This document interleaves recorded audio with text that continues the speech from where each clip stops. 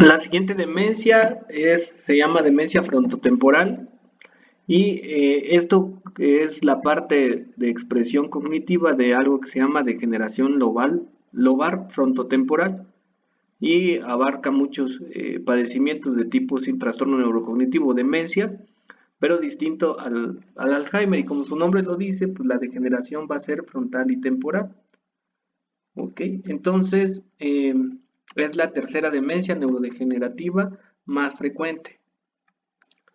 Este se puede considerar una demencia en personas jóvenes porque el comienzo habitual es entre los 45 y 65 años. Acuérdense, Alzheimer más frecuente en mujeres, cuerpos de Lewy más frecuente en hombres y esta igual, hombres y mujeres. Muchas veces hay un componente genético, hay veces que en la mitad de los casos podemos encontrar un familiar. Hay algunas mutaciones candidatas, pero que no explican todo, pueden explicar un 13% o incluso menos en otros cromosomas. Cualquier alteración en genes que codifican para la proteína tau y para la preganulina. Ok, y bueno, en cuanto a la histopatología, va a haber como dos variantes. Una donde se pierden neuronas largas por inclusiones de una proteína que se llama TDP43 y algunas inclusiones de ubiquitina. Y la otra mitad tienen una presentación con proteína tau positiva hiperfosforilada, ¿no? Que aparece, da pérdida de neuronas y presencia de gliosis, o sea que hay proliferación de la glía. El sistema límbico y el estriado muestran una degeneración prominente y estas proteínas tau, estas neuronas con proteína tau positiva balonadas se llaman también cuerpos de Pick. Ahora les dejé investigar el sorprendente y extraño caso de Phineas Case, espero que lo hayan leído y recordarán la historia que es un trabajador que explota dinamita, sale volando un pedazo de hierro y le atraviesa el frontal, se lo extraen y la persona vive para contarlo, sin embargo, empiezan a notar cambios en su personalidad, ¿no? En su manera de comportarse, en su conducta. Entonces, si tomamos en cuenta esa historia, es lo que nos ayudó a entender algunas de las funciones frontales. Entonces, si las personas con esta condición empiezan a degenerar los lóbulos frontales, pues es frecuente que aparezcan síntomas, ¿no? Similares, no iguales, pero por eso les dejé investigar el caso, ¿no? Al señor Phineas Gage se le degeneró el lóbulo frontal por un traumatismo y aquí es una degeneración neuronal por desechos proteicos. Entonces, los primeros síntomas que nos van a aparecer son síntomas conductuales. Entonces, va a haber una degeneración temprana de la región orbitofrontal. ¿Se acuerdan que hay un síndrome orbitofrontal? Entonces va a haber una desinhibición de las conductas. Van a tener poco juicio social. Entonces el comportamiento se puede hacer un poco desinhibido. ¿Ok? O muy desinhibido más bien.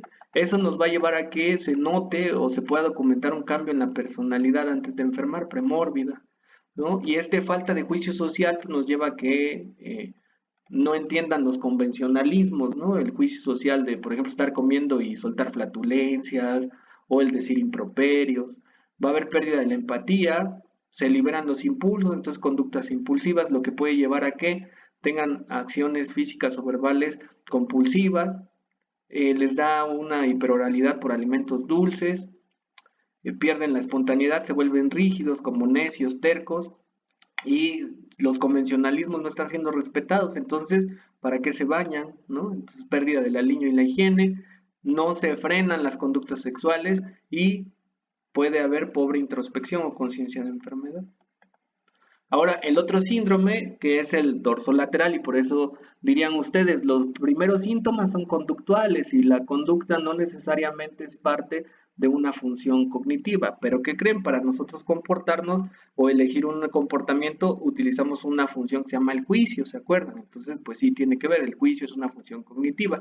Ya cognitivo un poco más, por llamarlo así propiamente dicho, será a nivel dorsolateral, con un síndrome disejecutivo, lo que le va a llevar a problemas de atención, problemas de memoria, de abstracción, y otra vez el juicio, aquí como proceso mental, y en la parte conductual como desinhibición. ¿Ok? El lenguaje también empieza a verse alterado, va a haber reducción de la producción espontánea, empiezan a hablar con pocas palabras, a dar respuestas cortas, progresan a ya empezar a utilizar las mismas palabras, entonces son repetitivos y perseverantes, avanza más la enfermedad y pueden llegar a presentar ecolalia y estereotipos verbales para en las últimas fases terminar sin hablar, en mutismo. Sin embargo, la habilidad visoespacial, que sí se ve alterada en la enfermedad de Alzheimer, aquí está más o menos conservada. Entonces, si le hacemos una moca a esta persona, pues no va a haber tanto problema en ¿cómo se llama? En la parte visoespacial, ¿no? Ni en en esta parte ejecutiva, y tal vez no tampoco, digo, en la ejecutiva sí, en la visoespacial no, y va a haber poco alteración en la memoria. Entonces un mini-mental, un MoCA se puede mantener en rangos normales porque la afectación inicial es más conductual. Y en el MoCA, por ejemplo, no evaluamos juicio, entonces no tenemos esa puntuación. En un punto puede ser muy difícil evaluarlos por tanta repetición del lenguaje o por el mutismo. Durante mucho tiempo su examen físico y neurológico se va a comportar normal, sin embargo puede haber aparición de reflejos primitivos, no va a haber sacudidas musculares ni ataxias, pero sí puede haber algunas alteraciones vegetativas como hipotensión, ¿no? Y eso nos recordaría un poco a la demencia de cuerpos de Lewy. Sin embargo, en la de cuerpos de Lewy no hay los síntomas conductuales iniciales como en esta, ¿ok? Un hallazgo temprano relativamente común es que puedan cursar con incontinencia tanto urinaria como fecal. Entonces, en los primeros años de evolución se pierde la empatía, ¿no? No hay inhibición, están despreocupados de sus consecuencias, se altera el juicio, pero la memoria está relativamente bien conservada y la parte visoespacial, por eso es que no se altera tanto el mini mental. Después la función ejecutiva se sigue deteriorando y ya empieza a haber problemas de memoria más pronunciados y se empieza a empobrecer el lenguaje. Ya para de 6 a 12 años de evolución, el déficit cognitivo que empezó con síntomas conductuales y disejecutivos ahora empieza a ser global. Puede haber datos de síndrome extrapiramidal también, y el desenlace es feo porque terminan sin hablar, sin moverse y rígidos en cuadriflexión.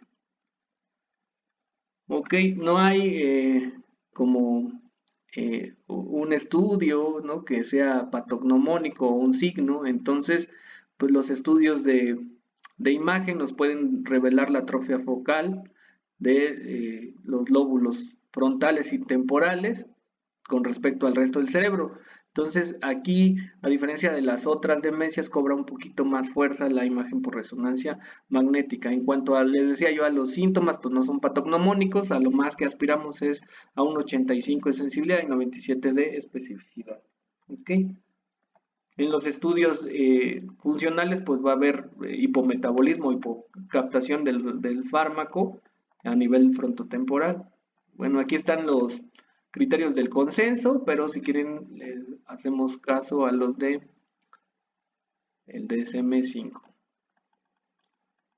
Entonces, 3 o más de los siguientes síntomas, obviamente tiene que cumplir criterios de un deterioro cognitivo, desinhibición del comportamiento, apatía o inercia, pérdida de simpatía o empatía, comportamiento conservador o estereotipado, compulsivo y ritualista, hiperoralidad y cambios dietéticos, y a la variante donde se afecta más el lenguaje, pues va a haber empobrecimiento del lenguaje.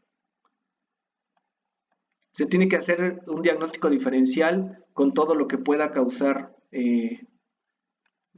atrofia o tener problemas a nivel cerebral. Ya saben, el alcoholismo crónico puede llevar a atrofia, el abuso de solventes, y cuando tienen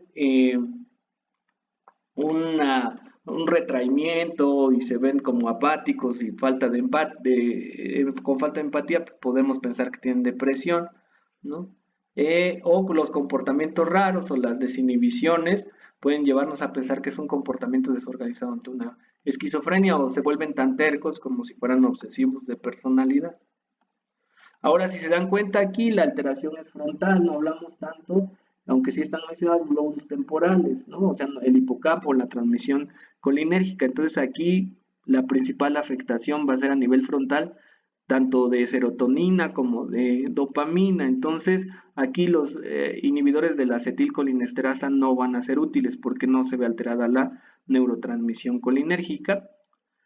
Debido a que sí se puede ver alterada la transmisión serotoninérgica, hay algunos ensayos que dieron un poquito de luz con paroxetina, un antidepresivo, pero no se pudieron replicar tan constantemente, entonces queda como al aire a decisión del clínico.